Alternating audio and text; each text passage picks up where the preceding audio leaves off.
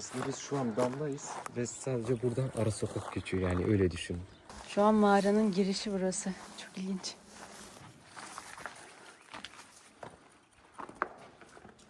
Bunun içinde de su var ama çok derin.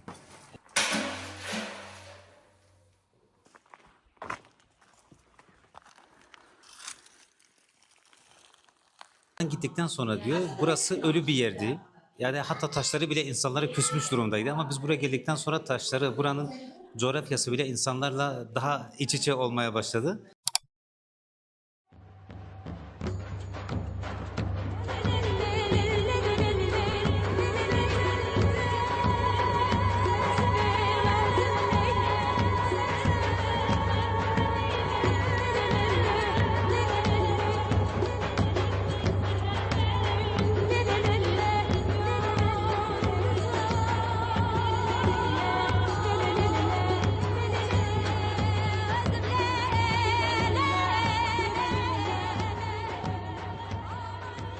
Herkese selamlar. Ben Nuray Yılmaz. Hepiniz yeni bir videoya hoş geldiniz.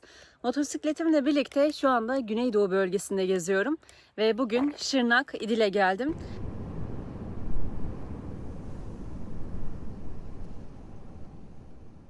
Burası terk edilmiş bir Ezidi köyü. Bu köyde daha öncesinde Süryaniler yaşıyormuş.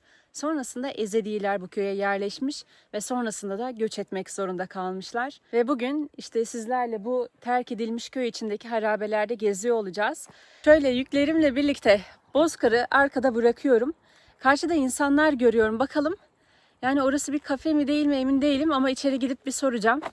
Bakalım bugün bizi neler bekliyor. Sizlerden ricam bu videoyu beğenerek ve kanalıma abone olarak yolculuklarıma destek olursanız çok sevinirim. Şu anda motosikletimle birlikte Mardin'in köylerini gezdim ve şimdi artık Şırnak taraflarına geldim. Ve bundan sonra da yolculuğum Hakkari taraflarına devam ediyor olacak. Arapa'ya geldim. Haydi bismillah, yukarı kadar çıkabilir miyiz? Evet.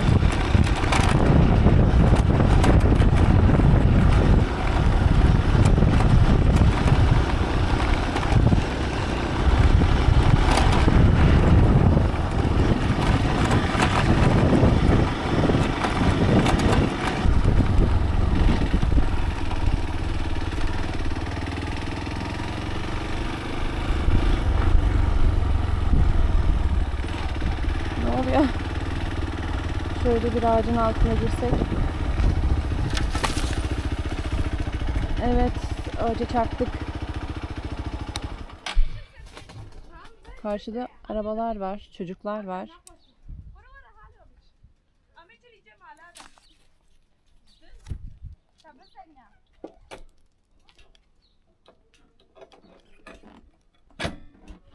Yani böyle bir sofraya oturdum şu anda. Siz buralısınız değil mi? Burası. Burada Almanya'dan gelen bir Ezidi ailenin yemeğine davet ediliyorum. Videonun bazı kısımlarında sorduğum soruları onlara ileteceğim ve onlardan köye dair cevaplar alacağız. Çünkü onlar bu köyün gerçek sahipleri. Köy dedelerimizden kalma. 200 yıl önceye kadar dayanıyor diyorlar. Ayrıca mağara köyü içerisinde şu anda yaşayan kimse yok. Bugün onlara denk geldiğimiz için şanslıyız. Hastalıktan dolayı çok önceden bu köyü terk etmişler. Herkes gitti. Onlar da mecburen Almanya'ya gitmek zorunda kalmışlardı zaten. Şu an oradan geldiler. Hani köylerinde yaşayamıyorlar. Diyor ki özgürlük olduktan sonra hani herkes kendine inandı. Allah'a inanıyoruz diyor dinimizde, öyledir. Kültürünüzü, dininizi biliyorum. Sen bilmiyorsun. Rejin ha gündüz kezdin ya sıcak hadi yani sana nasıl hissettiriyor? İşte geçavaya.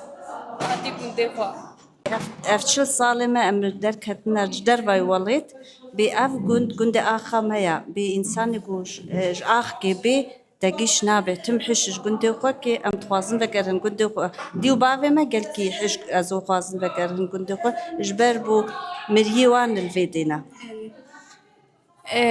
Diyor ki çok uzun zaman önce gittik ya köyümüze dönmek istiyoruz diyor. Çünkü anne babalarımızın tüm ölülerimiz herkes burada olduğu için köyümüze yani vatanımıza memleketimize dönmek istediğini söylüyor.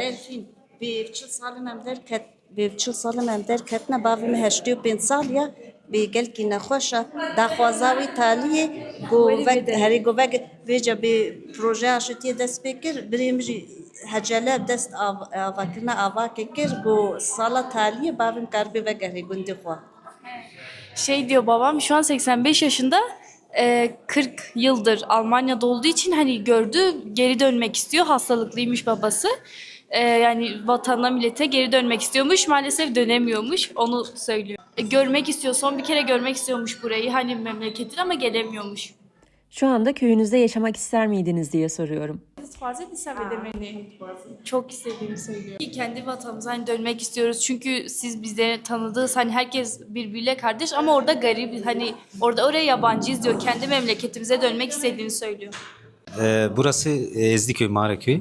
Ben ki aslen İdilliyim. Asıl köyün sahibi bu arkadaşlar. Onlar da Almanya'da kalıyorlar. Mağaraköy 1993 yılında tamamen boşaltılmış. Videonun sonunda terk edilmiş Ezidi evlerini de birlikte geziyor olacağız. Gittikten sonra diyor burası ölü bir yerdi. Yani hatta taşları bile insanlara küsmüş durumdaydı ama biz buraya geldikten sonra taşları, buranın coğrafyası bile insanlarla daha iç içe olmaya başladı. Ve köylerini gerçekten seviyorlar. Köye dönmek istiyorlar. Şu anda birkaç kişi zaten ev yapıyor burada. Köyün hemen yanında. Yani köye dönüşler olacak ama hani kalıcı bir şey olmayacak. Sadece gidiş gelişler olacak. Mağaraköy son zamanlarda çok fazla tanınan bir yer haline geldi. Bunun hakkında düşüncelerini soruyorum. Gerçekten hani bu sevinç verici bir durum. Gerçekten onlar tarafından da sevinçle karşılanan bir durum. Herkesin köye ilgi göstermesi, köye gidip gelmeleri ve bu köyün gerçekten çok tarihi bir yeri var. Bizlerden önce de Süryaniler yaşıyordu bu köyde. Süryanilerden sonra Ezidiler köye gelmeye başladı. 7 farklı kişi tarafından köy kurulmuş burada.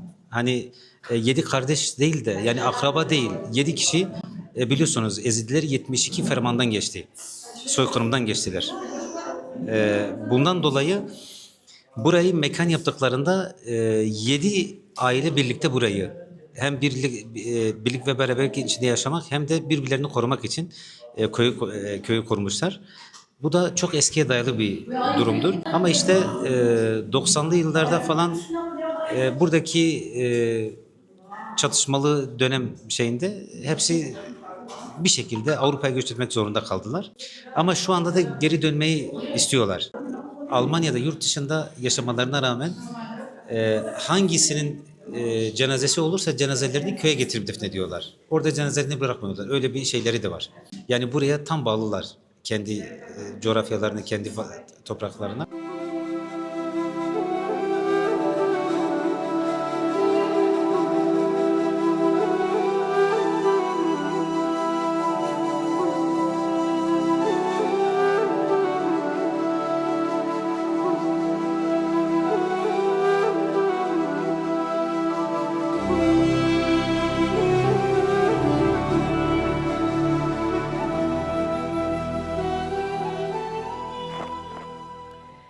Evet arkadaşlar, biz şimdi içeride çok güzel bir an yaşadım. Bize gerçekten çok güzel bilgiler verdiler.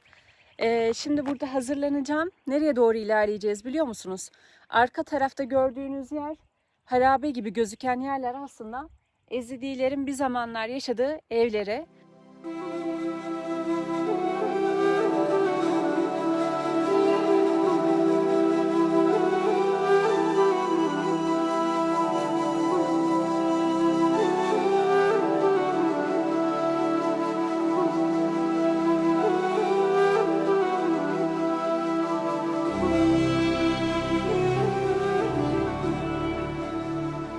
Evet, şu an bulunduğumuz evi göstereyim. Yani çok güzel bir zamana denk geldik. Normalde bu köyde kimse yaşamıyor. Sadece bu köyün muhtarı varmış.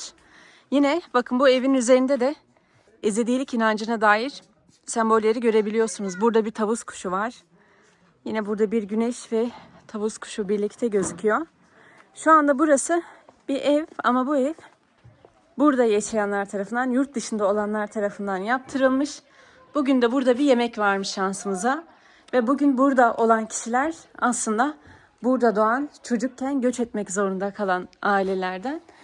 Ve şu anda dediğim gibi köy karşıda, harabe evleri karşıda görüyorsunuz. Bunlarla karşılaşmasam köyün içinde gezecektim ve Geri dönecektim ama burada hissettirdiği duygular çok farklı oldu. Ezidilik inancına dair burada mezarlar var.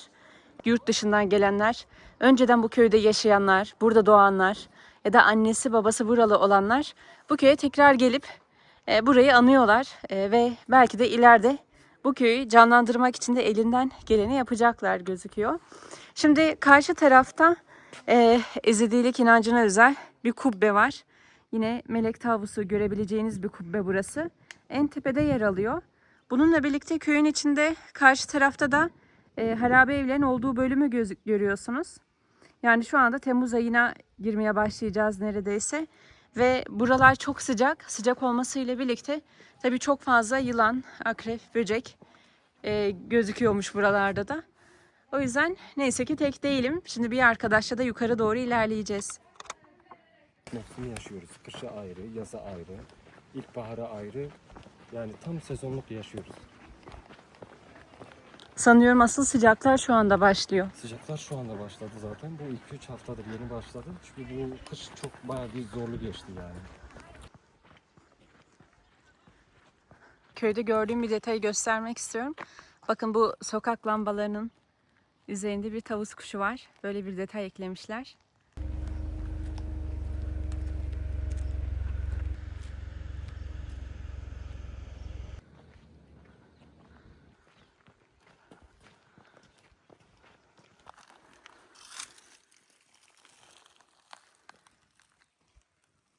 Bakın hemen şu evin arkasında bir yerdeydik az önce.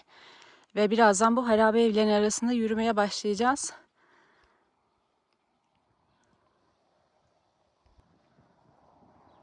Yani şu anda yazın en sıcak zamanlarındayız.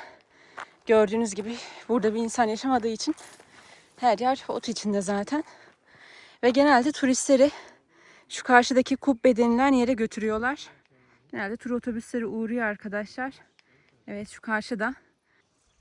Ve hala da o tünellerin içine kimse giremiyor. Yani o cesaret yok yani kimsede.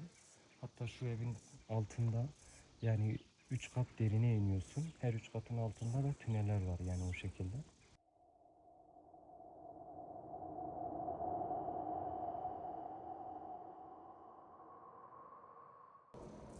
Ve burası 1. derece sit alanı olduğu için şu anda buraya yeni bir ev yaptırılmıyor ya da yeni bir şeyler yapılmıyor.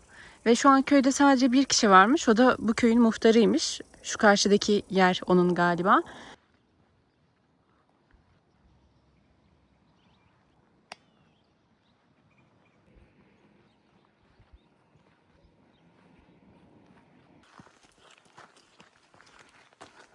O zamanlarda millet kendi evinin içinde yani oya dediğimiz şekilde kazı işlemi uyguluyor. Hani bu şekilde kuyu açıyorlar. O kuyunun içine de zamanla yağmur suyu falan giriyor. O şekilde yani su ihtiyaçlarını gideriyorlar. Yani her evin içinde bir kuyu var o zaman. Evin içinde bir kuyu var. Zaten az önce kuyulara da baktıracağız. Şimdi buradan mı girelim? Aynen buradan girelim biz. Evet bir taraftan da dikkatli olmaya çalışıyoruz çünkü köyde insanlar yok ama köyü sahiplenen özellikle bu yaz sıcaklarında daha da çoğalan hayvanlar var. Yani mesela şöyle bir şey. Şu an hiçbir şekilde kullanılmıyor. İçine bakacak olursak böyle genelde çöpler var yerde. Sanıyorum orası da bir mağara. Bakın şu arkada yine bir boşluk var. Şuradan. Evet.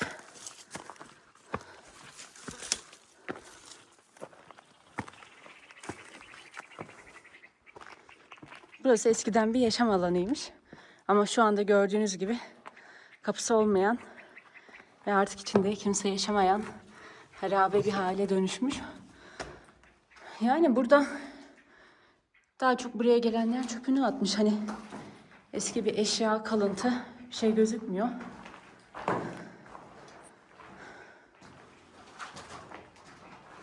Bakın şu pencereyi böyle taşla kapatmışlar.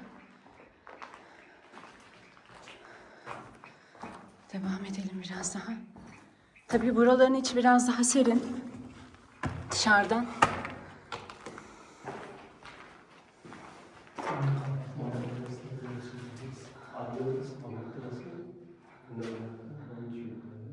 Evet, burada bir kabartma var.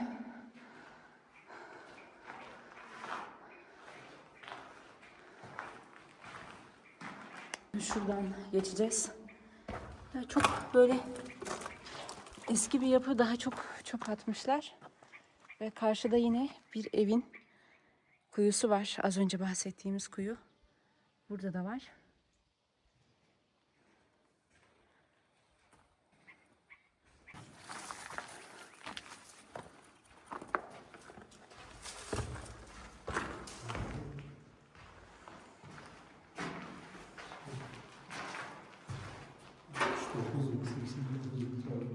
...1969.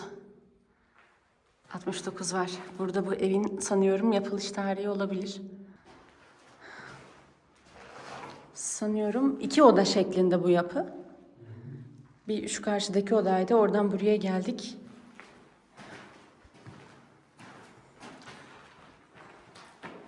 Buralara genelde ışıldak dediğim yani mum tarzı bir şeyler katıyorlar. Bu da ışık aydınlatma. Şuraları ne için kullanıyorlar acaba?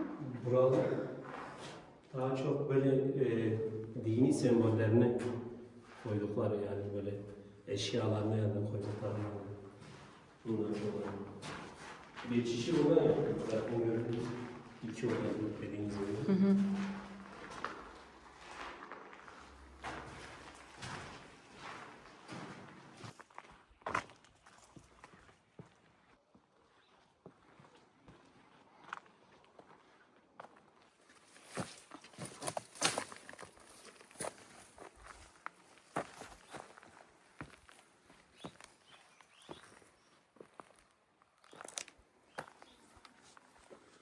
Yine o mağara gibi bir boşluk var içeride. Giriş var da orada yani ağaçtan dolayı kapalı. Çok mu derin? Kapanmış gibi bayağı büyük. Bayağı bir içeriden de soğuk hava geliyor. Dışarısına kadar sıcak olsa da işte içerileri gördüğünüz gibi soğuk.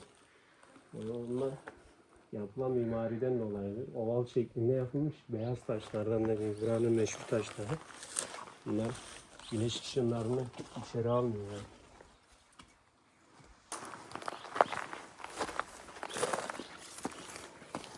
Hadi bakalım.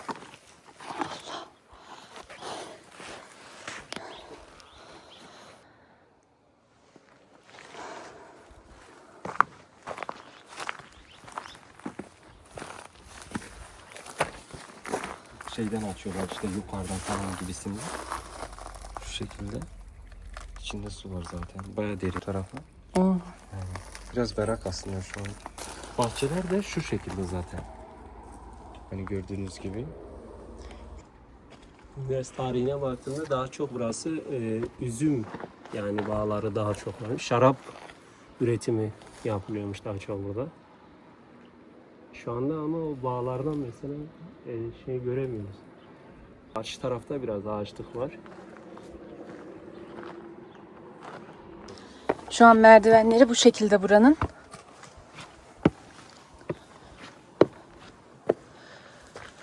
Şu evin içini gösterebilirsiniz aslında. Şu an bu da bir evin girişi. Bakın bu bir küçük bir oda. Onun içinden. Ve bakın bu evin içinde de odanın üzerinde de 1969 tarihi var. Yani bu tarihleri hani bu ev için mi yapılmış bilemiyorum ama diğer evde de öyle bir tarih vardı. İşte Ezidilerin yaşadığı evleri geziyor şu anda. Ve köyün manzarasını görüyorsunuz şu anda. Karşıda böyle çok fazla taş ev var.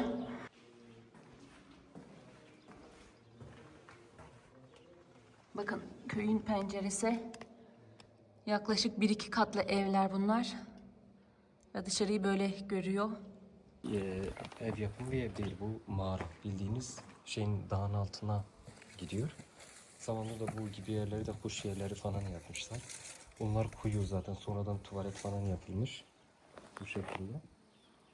Bu gördüğünüz giriş kapısı mağaranın içi oluyor aslında. Zamanında içinde yaşanmış. En çok şaşırdığım gerçekten hani şu an biz aslında bu harabe evleri Mağaraköy diye sanıyoruz, görüyoruz ama asıl evlerin altında evler var ve gerçekten çok derinmiş. Yani epeyce de bir uzun anladığım kadarıyla. Yani daha çok Mardin tarafına bağlı olsaydı daha güzel gelişmeler yapılırdı. Yani daha bir önem falan verilirdi. Şu an yeni olarak hiçbir şey yok. Sadece dediğimiz gibi bu gibi yerler restore edildi. Şu zaten gördüğünüz küçük küçük tuvaletler yapılmış. O da turistler için.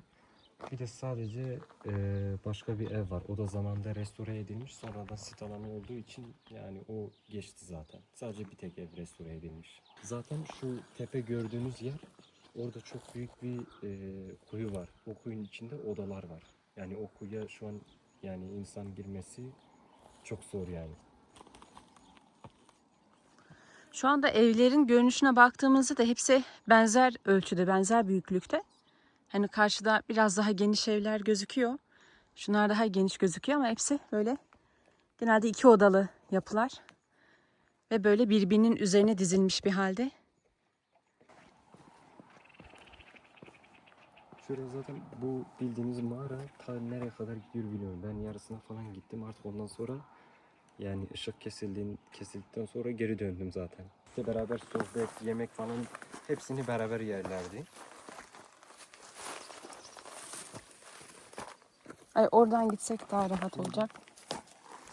Bak şurada şu taşı oyup içine kuyu yapmışlar. Bu şekilde. O zaman da buradan da su tedarik ediyorlardı zaten. Biraz kapağı sıkıştırılmış aslında, küçük yapılmış diğerlerine göre. Onun içinde de su var. Şu an karanlık olduğu için görünmüyor. Biraz derin aslında. Yerde de burada minderler falan serip burada yatıyorlardı. Yani o zamanlar. Şöyle bir ovallik var, boşluk var. Böyle serin de bir nokta. Kayaların gölgesi vuruyor. Ve genelde o zaman da serince burada yatıyorlarmış. Şimdi dikkatli bir şekilde inmeye çalışacağım.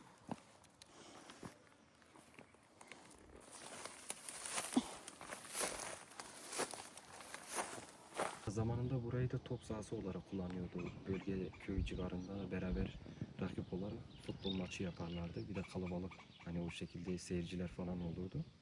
Tabii onu da buradaki büyüklerden hani ben duydum. Onlar bahsediyordu.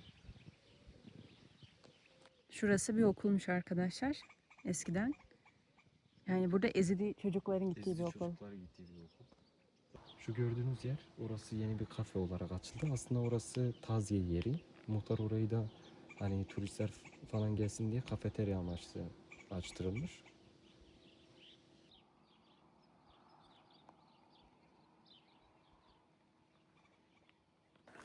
Aslında biz şu an damdayız ve sadece buradan ara sokak geçiyor, yani öyle düşünün. Evet, evlerin çok farklı bir yapısı var. Bu daha tek. Ve hepsi böyle bakarsanız yani ev kayanın dibine oturtulmuş bir halde. Yaslanmış bir şekilde.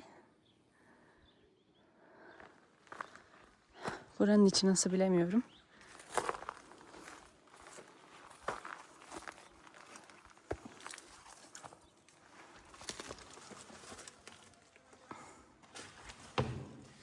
Bir taraftan böcekler var. Şu an ışık olmadığı için anca bu şekilde.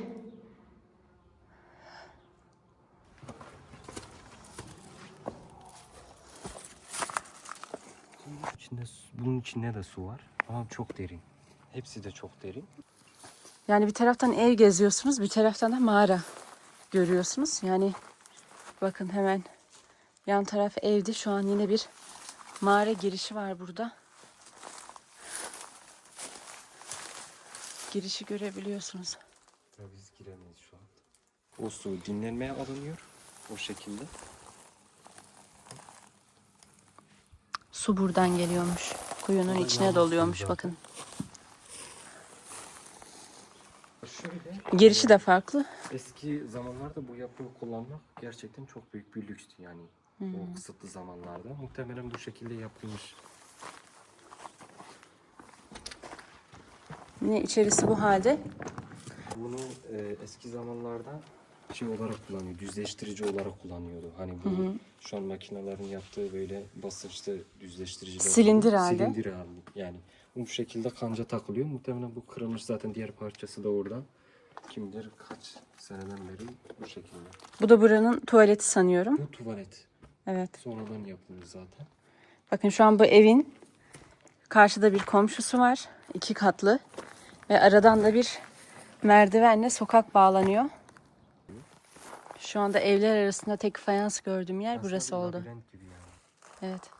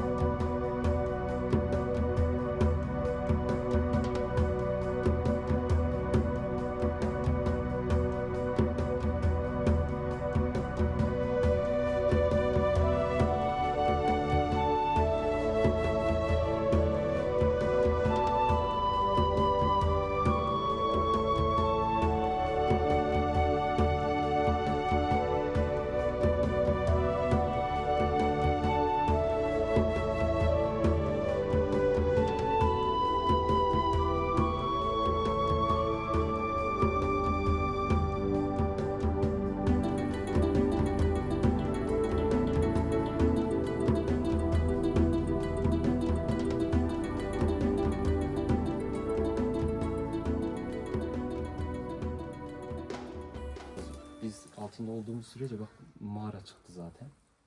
Bu şekilde içine giriyorsunuz. Başka bir oda var. Onun içerisinde diğer bir oda var. Her şey birbiriyle bağlantılı zaten. Bu da muhtemelen başka yerlere çıkıyor. Şurada giriş var zaten. O giriş nereye gidiyor hiç bilmiyorum yani. Şu oda girişi olabilir bence. Bunun içine de Bu iki biraz tane daha dar bir var. giriş. Hayvanlar için olabilir gibi düşündürdü burası. Bu zamanla hayvanlar içine sokan yerli köylülerdir. Burası boş olduğunu görünce hayvanların bu gibi yerlere tıktırdılar. Hani daha çok otlak yer olduğu için o şekilde. Yoksa normalde buralara hayvan falan koymuyorlardı o şekilde. Zaten bir 10-12 sene falan yerli vatandaşlar hani hayvanlarıyla beraber burada yaşadılar. Bir 10 sene falan kaldılar. Ondan sonra hani bunu duydukları için Avrupa'daki halk artık onlarla hani devlete şikayet etti, işte bizim köyümüz. Hakları yok yani bu şeye. Ondan sonra zaten tutanaklarla işte valinin talimatıyla hepsi çıkarıldı zaten. Burada da bir kuyu var. Orada da aynı şekilde kuyu var. Yani dediğim gibi her evin altında kuyu var. Çünkü bu kuyunun sebebi nedir? Etrafta su olmaması, dere yatağının olmaması yani. Bak bunun içinde de su var. Ve bir de berrak yani. Şu şekilde gelip bakarsanız şu an Evet. su var yani. Bir de su bayağıdır içinde kalmış.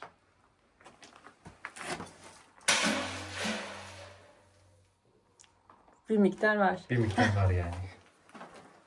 Tabii o zamandan beri zaten su oyun yeri değiştirilmiş, muhtemelen bozulmuş. O yüzden bu şekilde muhtemelen yön vermişler, artık boru mu takmışlar bir şekilde. Yön verip Evet. Dışarıda aslında bir su yolu var. Oradaki su akarak bu içe akarak geliyor. onun içine düşüyor. Yağmur Evet. suyundan faydalanıyor hepsi. Zaten evleri bence bu şekilde, yani şöyle dik şekilde yapmaların sebebi bence biraz daha suyun yolunu bulmak. Yani bu şekilde. Bu yarasaydı. Yarasaydı. Yani. İçinde çok yarasa var ya. Yani bu şekilde girmek istemiyoruz. Daha da korunaklı değiliz aslında. Bir eldiven ve uzun kollu falan bir şey olsaydı girerdik. Evin içine girerken aslında nereden bir giriş var öncelikle. Evin içine giriyor. Orada bahçe var. Açık şekilde. Çıkalım mı? Biz gidelim isterseniz. Hadi bakalım. Üzerinde bir oda var. Zaten. Sanki sesler geliyor bir taraftan da Ama dikkatli olalım. gelir yani. Dikkat edin. Bu şekilde bahçeye falan çıkıyor. Buradan da yukarıdan evin damına çıkıyor. Yine böyle gizli bir sokakla aralar birbirine bağlanıyor. Buradan işte gidiyor. Şu taraftan gidiyor. Burada kuyu var zaten. Oradan muhtemelen komşusunun evine geçiyor. Artık ağaç falan olmuş, yolu kapatmış yani o şekilde. Ama tabii o eski zamanın şu an dubleks evleri bunlar yani gerçekten. Doğayla iç içe olmak.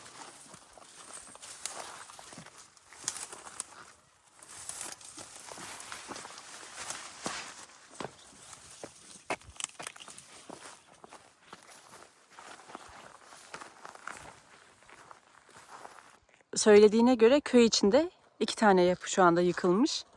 Diğerleri daha sağlam duruyor. Bu da yıkılmış, bir iki ev yıkılmış zaten. Diğerleri hala aynı yapılar. Sadece bahçe duvarları o da beton yani o kadar da dikkatli dizilmediği için onlar da yağmurdan aşınmış yani.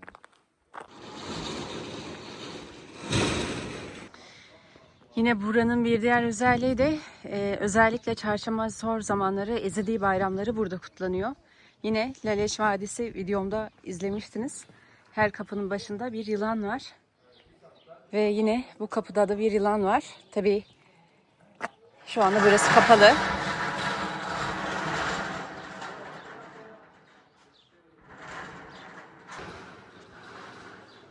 Burada şöyle yazıyor. Kapı girişi taşın üzerine basmayın. Ayakkabısız üstünden geçin. Yani ayakkabılarınızı çıkararak zaten bu alanın içine girebiliyorsunuz demek ki. Ve burada da ağaçlara dilekler bağlanmış.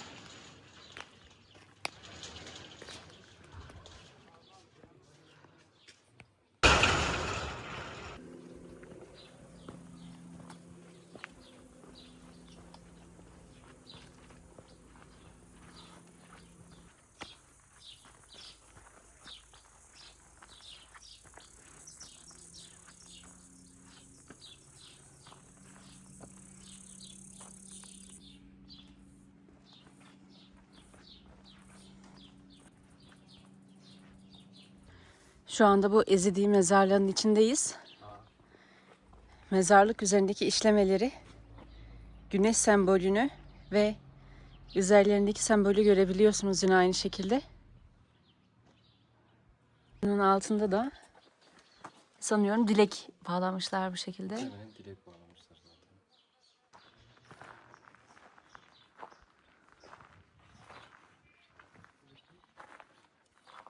Şu anda karşılıklı 2 mezarlık var. Bu arkamda gördüğünüz mezarlık yeni bir mezarlık. Az önce girdiğimde eski mezarlıktı.